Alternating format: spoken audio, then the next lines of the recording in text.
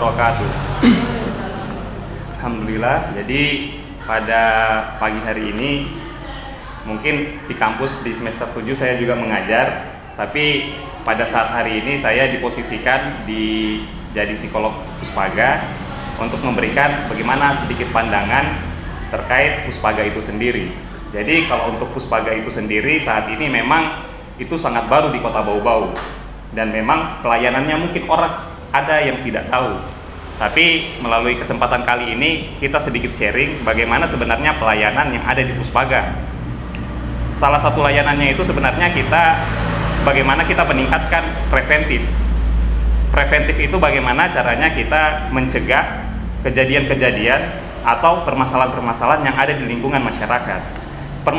Permasalahan seperti apa? Pertama mungkin ada KDRT, kemudian bagaimana kita menangani kasus parenting, kemudian kita bagaimana menangani kasus-kasus anak, dan lain sebagainya.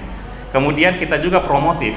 Nah, di promotif ini sebenarnya sangat berkaitan dengan di prodi ini, bimbingan dan penyuluhan Islam. Kenapa? Promotif itu bagaimana kita menyediakan suatu media untuk memberikan kepada masyarakat informasi-informasi terkait bagaimana caranya hal-hal yang memang penyakit yang ada di masyarakat itu kita bisa kurangi atau memang bisa kita cegah.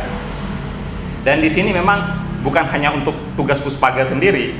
Puspaga itu sebenarnya kalau di kita ini kita berupaya untuk menjalin relasi kepada komunitas-komunitas. Komunitas di sini bukan hanya organisasi-organisasi yang ada di kemasyarakatan, tidak juga. Orang-orang yang ada di lingkungan sekolah, kemudian mahasiswa-mahasiswa, itu juga bagaimana kita jalin komunikasi untuk kerjasama, di mana informasi-informasi yang ada di sini kita sampaikan, dan orang-orang di komunitas ini menjadi satu pelopor untuk menyebarkan informasi ini di masyarakat. Jadi memang sangat perlu sekali informasi yang ada di Puspaga ini kita ambil dan kemudian kita sebarkan ke masyarakat. Jadi pusat pembelajaran keluarga ini juga suatu tempat yang memang untuk disediakan oleh pemerintah kota untuk bagaimana kita di sini kayak umpamanya pertama perlindungan anak, kemudian di situ bagaimana hak-hak perempuan itu dipenuhi, kemudian bagaimana itu kualitas keluarga ditingkatkan, kemudian juga pola asuh, bagaimana pola asuh itu kita bisa menjalinkan pola asuh yang baik di keluarga. Mungkin kalau untuk selebihnya itu lebih baik kita diskusi saja. Untuk pembukaan seperti ini adalah hanya pengantar saja, karena kalau kita mau bicara tentang Puspaga itu sebenarnya agak banyak juga, dan di sini kita memohon bagaimana caranya ada pertanyaan-pertanyaan, kemudian ada bagaimana masukan atau memang hal-hal lain yang terkait Puspaga, perkembangan Puspaga dan yang lain sebagainya. Disitulah kita serahkan kepada mahasiswa-mahasiswa sekalian. Mungkin cukup itu saja, Pak.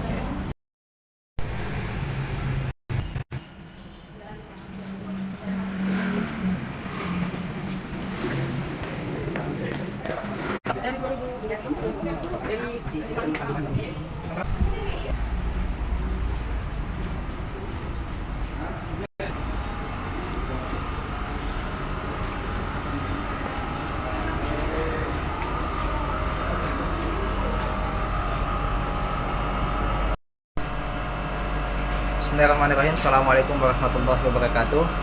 Alhamdulillah, perkenalkan nama saya Ardiansyah SOS MA selaku dosen tetap di program studi bimbingan dan penyuluhan Islam STAI YPK Bau-Bau.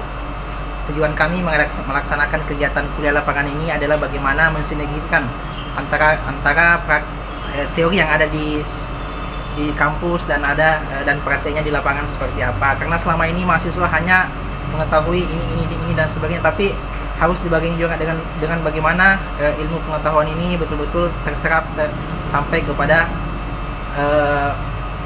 misinya masing-masing. Nah, kegiatan ini sebenarnya diinisiasi dengan mata kuliah bimbingan dan konseling Islam dan kesehatan mental kami padukan, karena selama ini kami punya materi untuk bagaimana dikoneksikan bagaimana proses bimbingan konseling yang ada di Puspaga di Kota Bau-Bau ini, bagaimana melihat kasus-kasus anak.